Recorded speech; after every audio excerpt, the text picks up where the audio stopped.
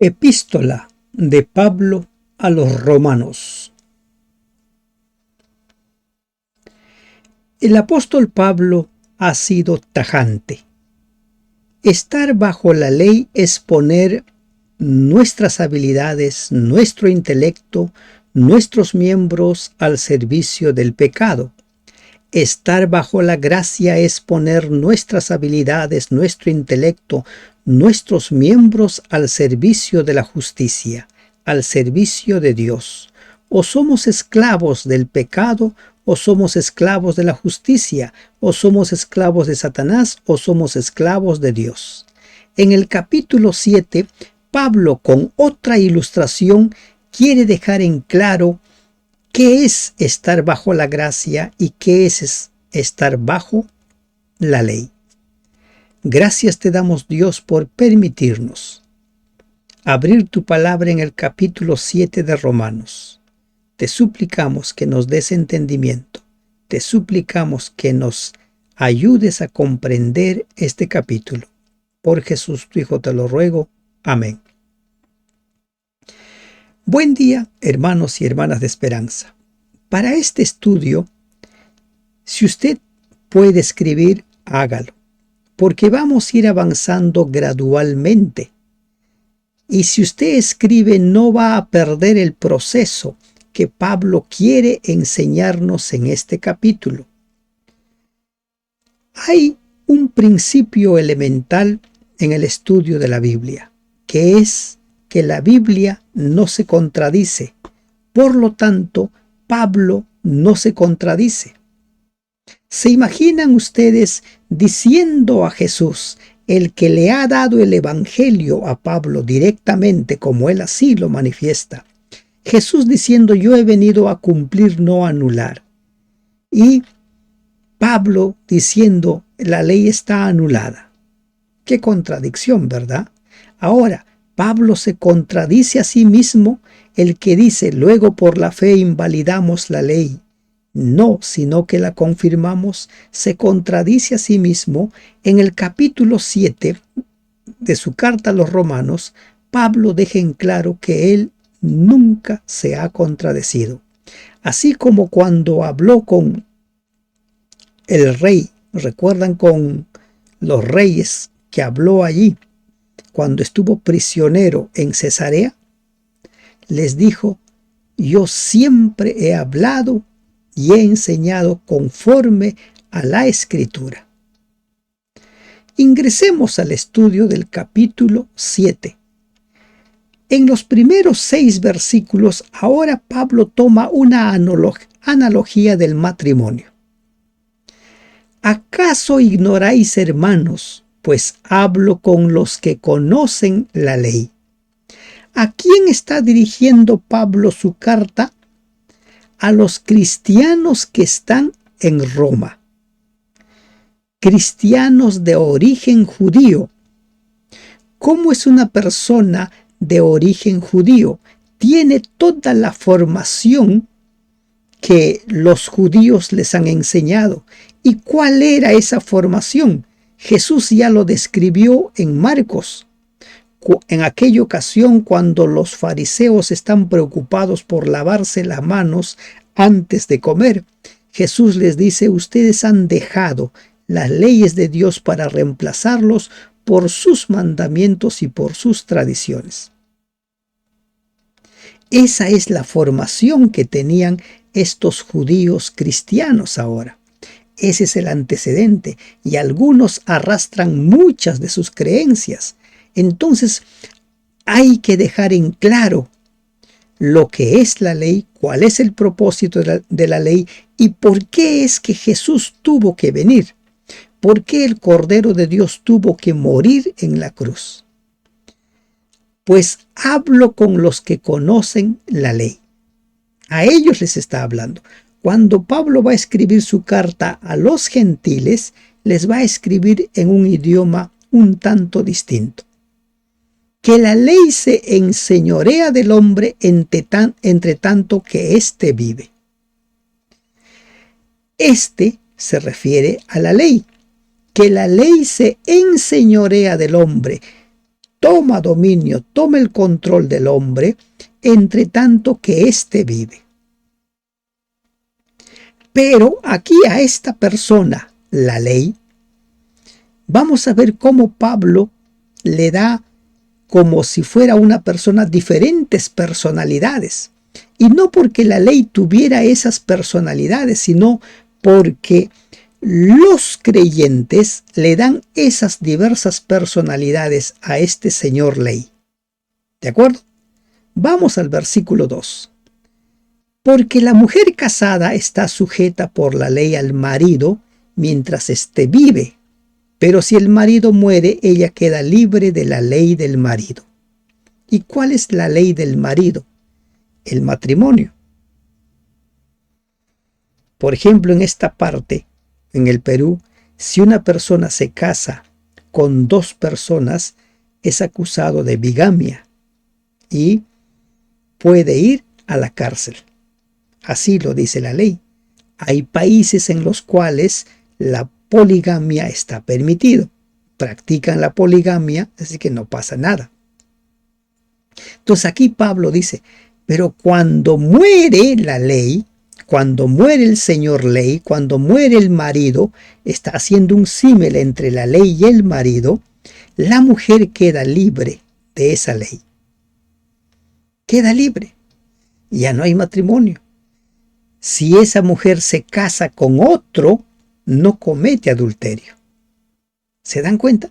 ¿Por qué? Porque ya terminó esa ley.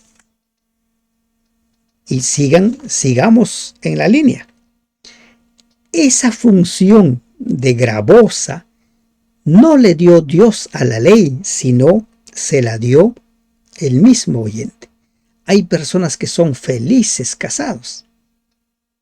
Cuentan, ya tengo 20, 30, 40 años, y para ellos esa ley es vida, porque dicen que son tiempos que han pasado los mejores momentos de su vida, y incluso algunos dicen, si volviera a nacer me volvería a casar con la misma persona. Pero hay personas que dicen que mi matrimonio es un infierno. La ley es la misma, ¿se dan cuenta? Esa ley con la cual están casados es la misma, pero para unos es vida, para otros es muerte, para unos es libertad, para otros es cárcel. ¿De acuerdo? Pero cuando muere el marido, así haya sido libertad, así haya sido cárcel, dejó de ser. Así que, si en vida del marido se uniere a otro varón, será llamada adúltera, pero si su marido muriere, es libre de esa ley del matrimonio. De tal manera que si se uniere a otro marido, será adúltera. No puede casarse, porque está casado con el marido. Sea feliz o infeliz, no puede tener otra relación. Este símil, esta ilustración que Pablo nos da, nos es fácil de entender, ¿verdad?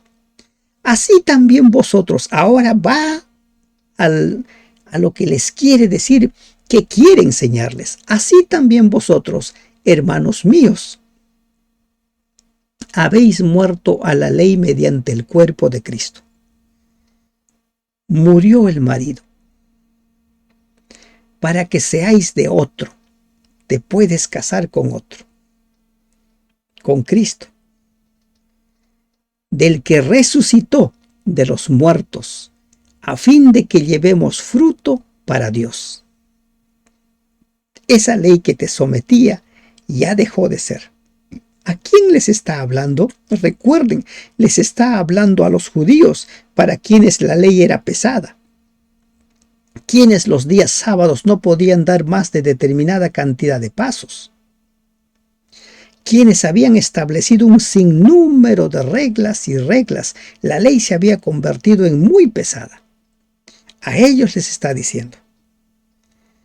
A quienes por generaciones habían participado de los servicios ceremoniales, ¿no?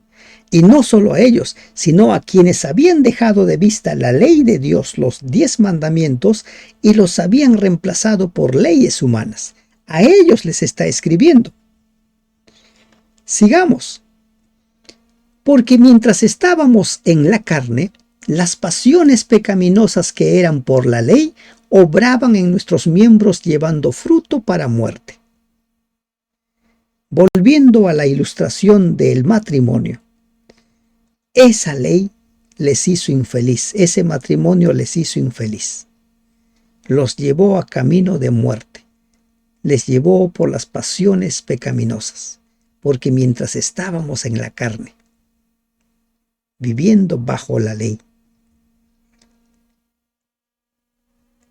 pasiones pecaminosas que eran por la ley obraban en nuestros miembros llevando fruto para muerte.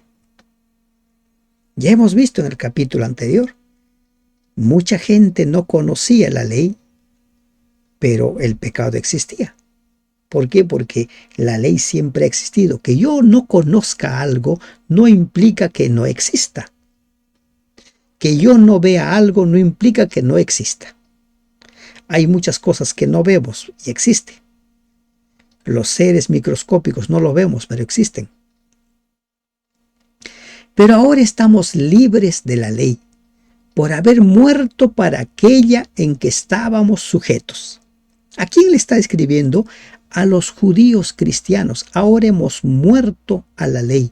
Hemos aceptado a Jesús como nuestro Salvador. De modo que sirvamos bajo el régimen nuevo del Espíritu y no bajo el régimen viejo de la letra. Bajo el régimen nuevo del Espíritu y no bajo el régimen viejo de la letra. ¿Hay algo de nuevo aquí?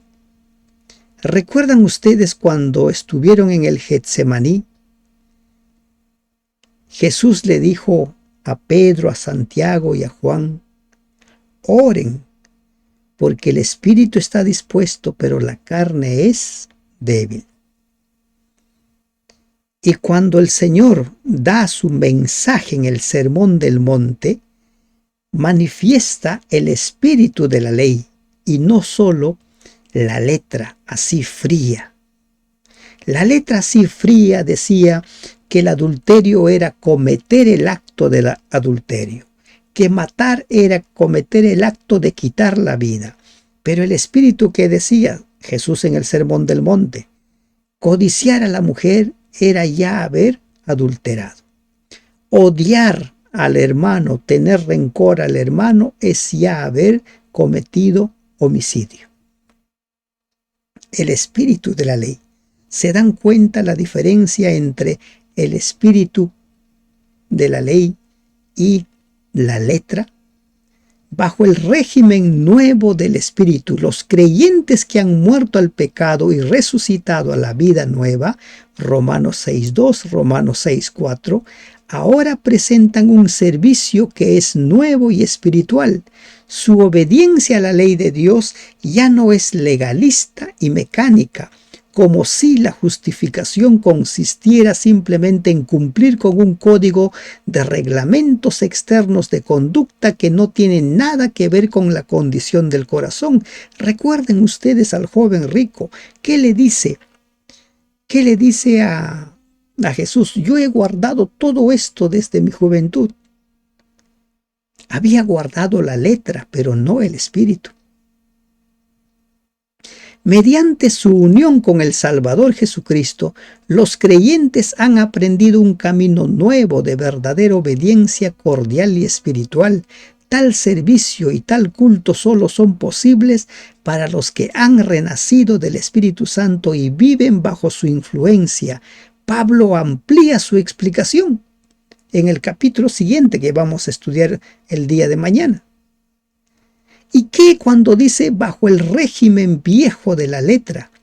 Literalmente en la antigüedad de letra, una descripción de la obediencia legalista de los que tratan de alcanzar la salvación por las obras de la ley. Pablo mismo, si ustedes leen Filipenses 3, 4, 6, dice, en cuanto a la ley irreprensible, como el joven rico. Irreprensible, pero en este mismo capítulo Pablo va a contar su historia, su relación con la ley. Así procedían los fariseos, que eran cuidadosos en diezmar la menta y el eneldo y el comino, pero al mismo tiempo omitían lo más importante de la ley, la justicia, la misericordia y la fe. Mateo 23, 23. La justicia, la misericordia y la fe. Lo mismo que enseña Oseas, Amós. El Evangelio es el mismo. Siempre Dios esperó la justicia, la misericordia y la fe. Lo más importante era que tenía que ver con el corazón y el espíritu. Servir en antigüedad de letra o en el régimen viejo de la letra era hacer ¿qué cosa? Solo podía conducirnos al pecado y a la muerte, como dice el versículo 5. Pero el Evangelio es portador del ofrecimiento de Dios de capacitar al hombre para el servicio espiritual que emana del corazón. Haber renacido del Espíritu Santo significa la creación de un corazón limpio y la renovación de un espíritu recto, como lo solicitó o suplicó David en el Salmo 51:10. De modo que desde allí en adelante el creyente ya no sirve a Dios movido por el sentimiento de un yugo legal y por temor, sino un nuevo espíritu de libertad y amor. Juan 23, Juan 6:63, 2 de Corintios 3:6.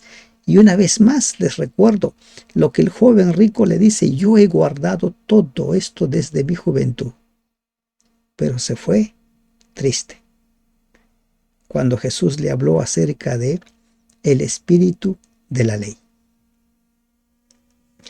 A partir del versículo 7, ahora Pablo va a profundizar en lo que es la ley, cuál es el propósito de la ley y cuál es la naturaleza del ser humano. ¿Por qué es que con la ley, como en el matrimonio, podemos ser muy felices o muy desdichados?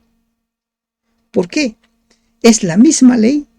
La ley del matrimonio es la misma, pero unos disfrutan, gozan de la vida y otros sufren. Otros están buscando el divorcio. ¿Qué diremos, pues? ¿La ley es pecado? La pregunta así de claro.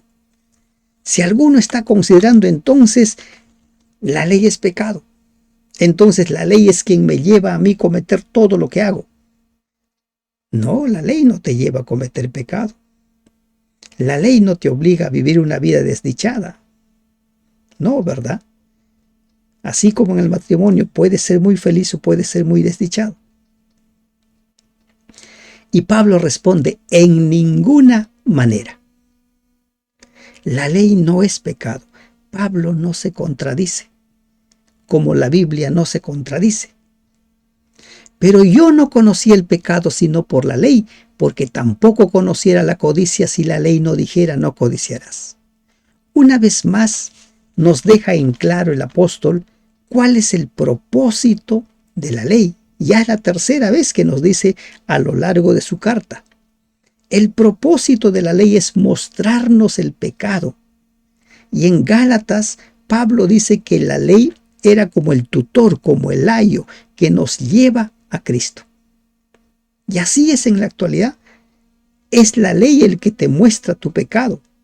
Si no existe la ley, como estudiamos ayer, entonces no existe pecado. Porque tampoco conociera codicia si la ley no dijera no codiciarás. Está dejando en claro cuál es el propósito de la ley. La ley no es pecado. Pablo afirma que el pecado se vale de la ley, Romanos 7:5, para causar la destrucción del pecador. ¿Significa esto que la ley es algo pecaminoso, cuyo único propósito es hacer que los hombres sean peores de lo que eran antes? Pablo responde explicando que el mal no está en la ley, sino en el hombre. Que aunque es cierto que la ley es la ocasión del pecado, Romanos 7:8, sin embargo la ley es santa, justa y buena, como vamos a ver en el versículo 12. La ley no te hace pecar. Recuerda que tú tienes el libre albedrío, tú decides pecar o no pecar. Satanás te puede tentar y la ley no te tienta. La ley no es Satanás, Satanás es quien te tienta. La ley lo único que te hace ver es si estás en pecado o no estás en pecado, si has cedido o no has cedido a la tentación, si estás codiciando o no estás codiciando. Mas el pecado, tomando ocasión por el mandamiento, produjo en mí toda codicia, porque sin la ley el pecado está muerto. Así de claro es el versículo 8. Sin la ley el pecado está muerto. No existe pecado si no existe ley. No existe. ¿Cómo va a existir pecado si no existe ley?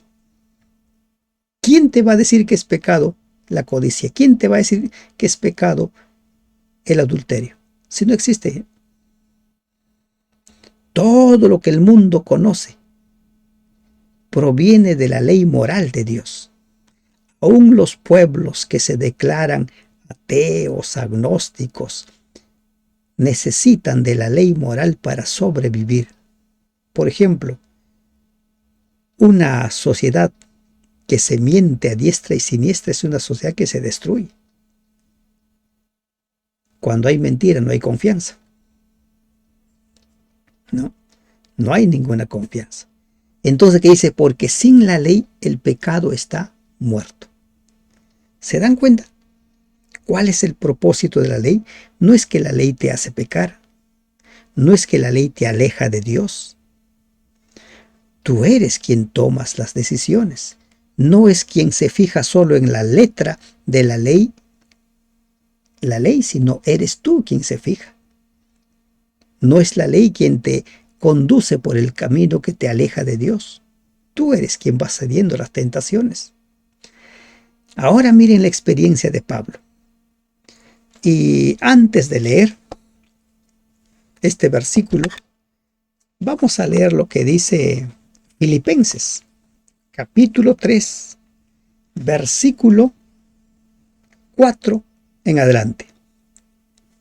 Aunque yo tengo también de qué confiar en la carne, si alguno piensa confiar en la carne, dice, si alguno piensa que tiene de qué confiar en la carne, yo más. Circuncidado el 8º día, del linaje de Israel, de la tribu de Benjamín, hebreo de hebreos. Presten atención a esa frase, hebreo de hebreos. En cuanto a la ley, fariseo. O sea, un observador de la ley, minucioso, detallista. En cuanto al celo, perseguidor de la iglesia. En cuanto a la justicia que es en la ley, irreprensible. Miren quién está escribiendo. En cuanto a la ley, irreprensible. Pero acá hace una salvedad. Dice, en cuanto a la justicia que es en la ley, irreprensible. Pablo era como el joven rico.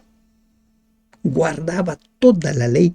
Nadie podía decirle que estaba faltando a la ley, pero estaba lejos de Dios. Yo sin la ley vivía en un tiempo. Miren quién está diciendo. El que dice que era irreprensible. Pero ahora Pablo deja en claro cuál es la diferencia entre la letra y el espíritu de la ley. Yo sin la ley vivía un tiempo. ¿Qué ha dicho él en su descripción? Fariseo. En cuanto a la ley, fariseo. ¿Cuándo vivió Pablo sin la ley? Está haciendo la distinción entre la letra y el espíritu. Pero venido el mandamiento, el pecado revivió y yo morí.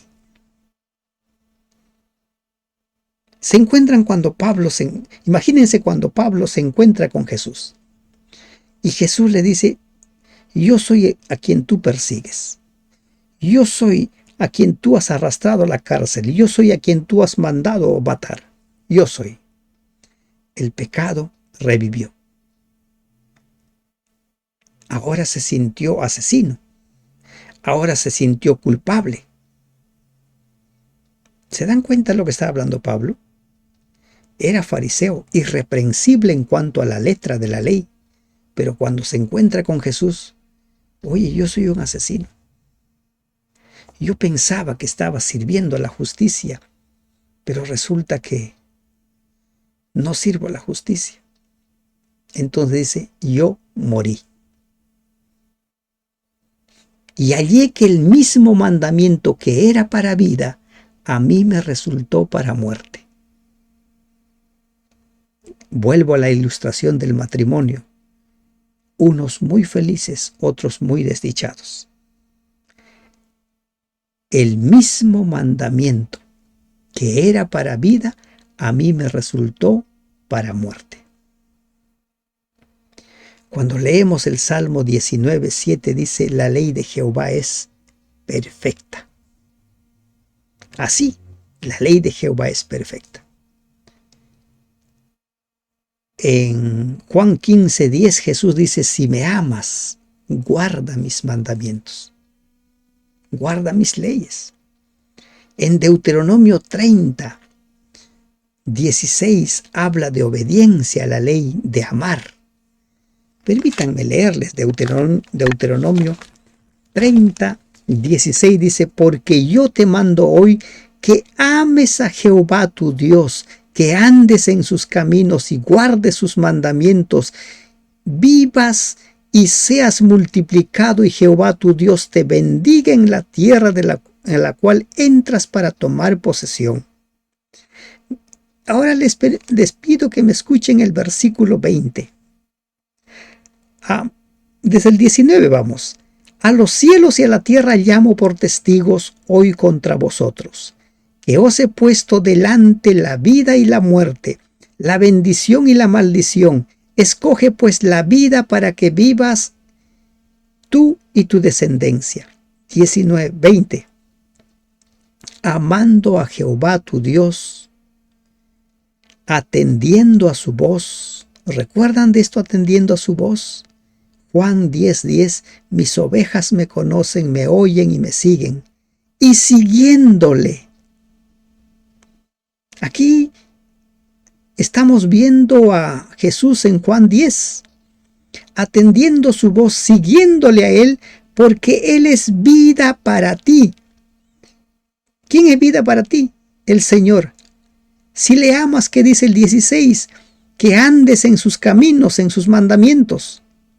Es vida para ti y prolongación de tus días. Jesús dice vida eterna para ti y a fin de que permanezcas en la tierra que el Señor te ha dado. Entonces Pablo por eso dice, hallé que el mismo mandamiento que era para mí vida o que era vida, a mí me resultó para muerte. Él era irreprensible en la ley, creía que estaba bien. Cuando pidió cartas para perseguir a los cristianos, creyó que estaba bien, que estaba cumpliendo la ley. Pero ahora, ¿qué dice? Cuando me encuentro con Jesús me doy cuenta que estoy en pecado, que estoy mal, morí. Porque el pecado, tomando ocasión por el mandamiento, me engañó y por él me mató.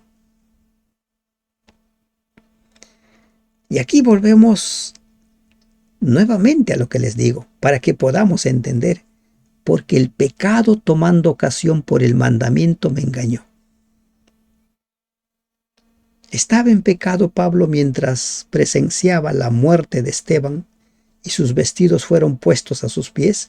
Para que sus vestidos fueran puestos a sus pies, los vestidos de Esteban, es que él estaba dirigiendo a ese grupo, él estaba como jefe. Cuando él mismo le dice a Festo, a Félix, cuenta su historia, él mismo declara que él fue perseguidor, engañado por el pecado. El pecado tomando ocasión por el mandamiento me engañó. Él pensaba que estaba cumpliendo los mandamientos de Dios al perseguir a los cristianos. Así de sencillo. Y por él me mató. ¿En qué momento muere? Cuando se encuentra con Jesús y se da cuenta que está en grave pecado. Se da cuenta que se ha declarado enemigo de Dios. Me mató. Y ahora presten atención al 12. De manera que la ley a la verdad, correctamente entendida, entendido espiritualmente. Por eso Jesús le dijo a Nicodemo, tienes que nacer de nuevo para entender las cosas de Dios. Pablo necesitaba nacer de nuevo para entender las cosas de Dios y nació de nuevo. De manera que la ley a la verdad es santa y el mandamiento santo, justo y bueno. ¿Se contradice Pablo? No se contradice. Cuando dice que la fe no anula la ley, está diciendo lo mismo aquí. El mandamiento es santo, justo y bueno. Lo mismo que dice Salmo 19:7. La ley de Jehová es perfecta, que convierte al alma, que convierte al ser humano. Luego, lo que es bueno vino a ser muerte para mí. Volvemos a la ilustración del matrimonio. La ley del matrimonio para unos desdicha, para otros dicha. ¿En cuál de los grupos está usted? En ninguna manera. Vuelvo a leer la pregunta. Luego, lo que es bueno vino a ser muerte para mí. En ninguna manera. Sino que el pecado, para mostrarse pecado, produjo en mí la muerte por medio de lo que es bueno, a fin de que por el mandamiento el pecado llegase a ser sobremanera pecaminoso. Les he puesto la experiencia de Pablo del antes de su encuentro con Jesús y después de su encuentro con Jesús para que me entiendan perfectamente lo que Pablo está queriendo decir. Antes, él creía que estaba guardando los mandamientos como el joven rico. Él creía que estaba bien. ¿Recuerdan lo que Jesús le dice también al fariseo cuando le pregunta sobre quién es mi prójimo antes de eso? ¿Haciendo qué debo heredar la vida eterna? Y Jesús le dice, ¿qué lees? ¿Cómo entiendes? Y él le dice, amar a Dios. Está cerca, le dice, está cerca. ¿No? Amar a Dios y a tu prójimo. Y él pregunta, ¿y quién es mi prójimo? Tratando de justificarse. Y le cuenta la historia del samaritano. Pablo le está escribiendo a una comunidad cristiana de judíos para que se den cuenta qué es lo que significa la ley, qué es lo que es y qué es lo que no es, a fin de que por el mandamiento el pecado llegase a ser sobremanera pecaminoso. Creer que estoy sirviendo a Dios, pero estoy en pecado. Pero sirviendo a Dios por creer que está guardando sus mandamientos. En la actualidad hay mucha gente que adora ídolos creyendo que está guardando los mandamientos de Dios. ¿Y se imaginan cuando esas personas se dan cuenta de la verdad? Se dan cuenta que están en pecado.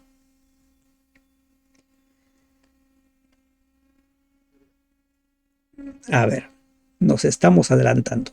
Porque sabemos que la ley es espiritual, mas yo soy carnal, vendido al pecado. Ahora más claro. La ley es espiritual, yo soy carnal, vendido al pecado. Él veía la letra, no veía la parte espiritual. Y es lo que tenemos que aprender a hacer, ver la parte espiritual de cada pasaje que leemos. No solo centrarnos en la letra. ¿Qué significa eso que estamos leyendo? ¿Qué nos está queriendo decir? ¿A qué nos está desafiando? Porque lo que hago no lo entiendo, pues no hago lo que quiero, sino lo que aborrezco, eso hago. Y si lo que no quiero, esto hago, apruebo que la ley es buena. Ahora Pablo va a entrar a explicar un problema que tenemos los seres humanos. Nuestra inclinación hacia el pecado, a pesar de saber lo que debemos hacer, lo que es bueno. ¿Cuántas cosas haces lo que tú sabes que está mal? ¿Sabes qué es mentir? Sí, ¿verdad? Pero lo haces. ¿Cuántas cosas haces que sabes lo que está mal? Se dice que los seres humanos somos los únicos que pagamos para envenenarnos. Sabemos qué alimentos son dañinos, pero pagamos para consumirlo. Y a ese terreno nos está haciendo ingresar ahora Pablo. ¿Cómo es que intelectualmente yo sé muchas cosas, pero carnalmente me inclino a lo que sé que está mal? De manera que ya no soy yo quien hace aquello, sino el pecado que mora en mí. La inclinación hacia el pecado, mi tendencia hacia el pecado, mi naturaleza carnal. Por eso es que vuelvo a traer el tema, el nuevo nacimiento. Pablo ha explicado en el capítulo 6 el nacer de nuevo, el morir a la carne. Y yo sé que en mí, esto es, en mi carne, no mora el bien, porque el querer el bien está en mí, pero no el hacerlo. Ahora Pablo está dejando en claro cuál es el problema. El problema no es la ley, el problema es cómo miro yo la ley, cómo me relaciono con la ley. Volvemos a lo del matrimonio. La ley es el mismo. Hay parejas que disfrutan del matrimonio y parejas que no disfrutan del matrimonio. Porque el problema es la persona, no es la ley. El problema somos nosotros, porque el querer el bien está en mí, pero no el hacerlo. En psicología eso lo llamamos disonancia. Disonancia. Sabemos que algo es bueno, pero vamos en contra de eso, y entonces hay mucha gente que viene a consulta por ese problema. No sé qué hacer, dicen. No sé qué hacer. Cuando las personas me dicen no sé qué hacer, conversando les digo, ¿en verdad no sabes qué hacer? ¿O es que no quieres hacer? Nunca perdamos de vista el principio, el gran regalo de Dios, el libre albedrío. Tú decides. Tú decides. Generalmente las personas que me dicen no sé qué hacer son las personas que saben perfectamente lo que deben hacer, pero se justifican en ese manto, se cubren con ese manto de no sé qué hacer. Y yo sé que en mí, esto es, en mi carne, no mora el bien, porque el querer el bien está en mí, pero no el hacerlo. Porque no hago el bien que quiero, sino el mal que no quiero, eso hago. Y si hago lo que no quiero, ya no hago yo, sino el pecado que mora en mí. ¿A qué se está refiriendo con el pecado que mora en mí? Con la naturaleza del ser humano. Miren, les voy a compartir esto en la nueva versión o en la nueva traducción, la que les estoy compartiendo. Miren lo que dice el 19:20. Quiero hacer lo que es bueno, pero no lo hago. No quiero hacer lo que es mal, lo que está mal, pero igual lo hago. Ahora, si hago lo que no quiero hacer, realmente no soy yo el que hace lo que está mal, sino el pecado que vive en mí. ¿Y cuál es ese pecado que vive en nosotros? La inclinación hacia el pecado.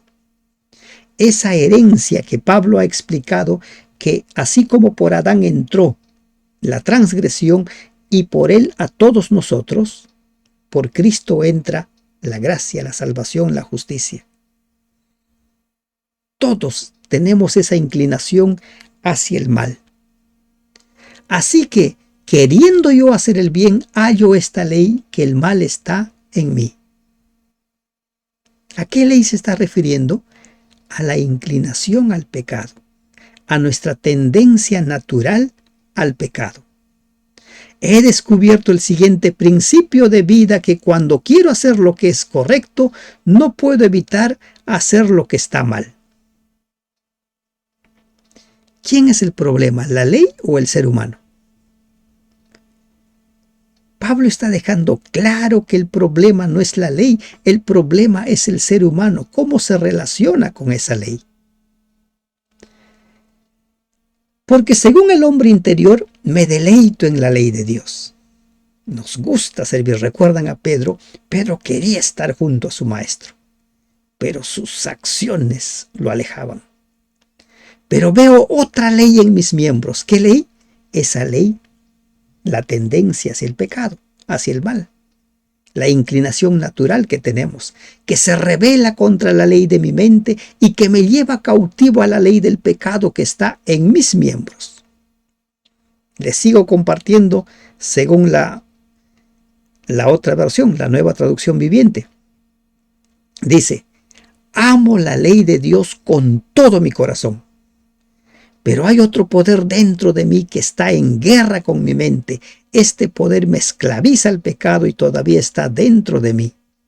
La disonancia. Sé que es bueno, pero quiero hacer lo malo.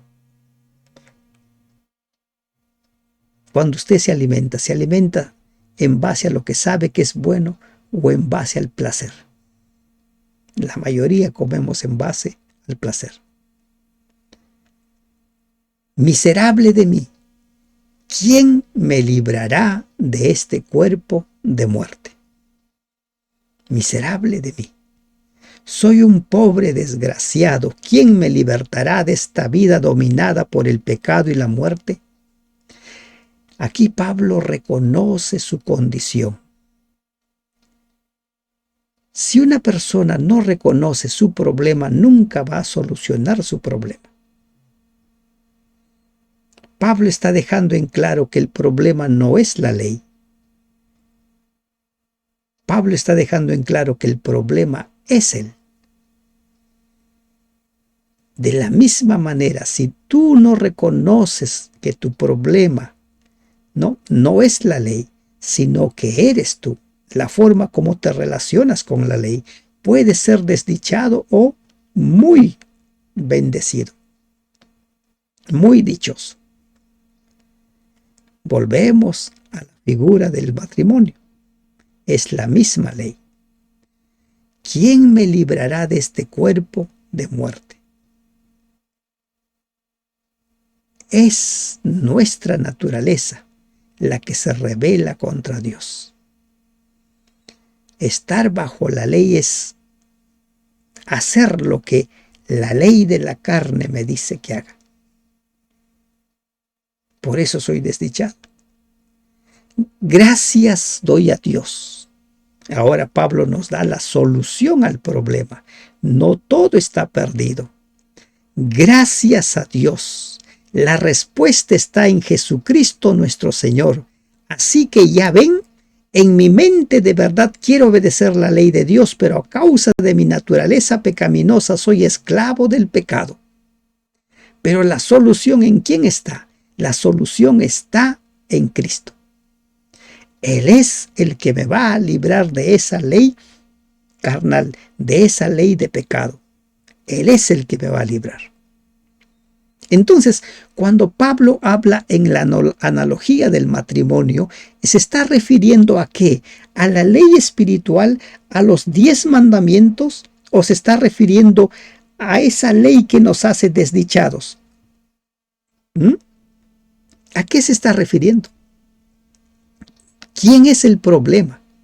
¿El problema es la ley de Dios o el problema somos nosotros por esa ley que hay dentro de nosotros, inclinado hacia el pecado? Recuerden que Pablo ha dicho que el mandamiento de Dios es santo, justo y bueno. ¿Se dan cuenta? Es lo que ha dicho Pablo. Y les repito el versículo 13 en esta otra versión. Pero ¿cómo puede ser? ¿Acaso la ley que es buena provocó mi muerte? Por supuesto que no. El pecado usó lo que era bueno a fin de lograr mi condena de muerte. Por eso podemos ver qué terrible es el pecado. Se vale de los buenos mandatos de Dios para lograr sus propios fines malvados. Y el versículo 15 dice realmente: no me entiendo a mí mismo, porque quiero hacer lo que es correcto, pero no lo hago. En cambio, hago lo que odio. Pero yo sé que lo que hago está mal. Esto demuestra que estoy de acuerdo con la ley buena. Pablo reconoció quién era el problema. Pablo reconoció que el mandamiento es santo, justo y bueno. Pablo reconoció que el problema era su naturaleza. ¿Se dan cuenta cuál es el mensaje de Pablo? Pablo no se contradice. Aquí no está hablando acerca de clavar la ley, anular la ley, sino está hablando de conversión, de ir a Cristo para que nosotros dejemos de sufrir, dejemos de tener una vida desdichada, dejemos de ser infelices, dejemos de ser desgraciados, como dice la otra versión, sino que vivamos una vida abundante como la que Cristo prometió. Que Dios te bendiga. Amén.